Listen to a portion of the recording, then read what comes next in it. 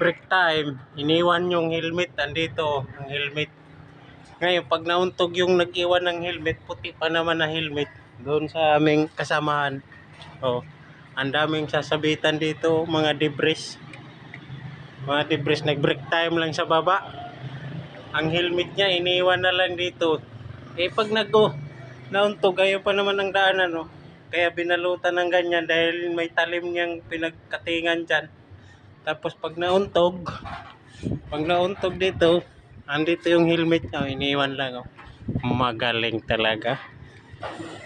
Alam naman na construction ang trabaho, dapat hindi na yan iniwan yung helmet. Pinoy nga talaga, no? Pag oras ng break time, pati helmet iiwan.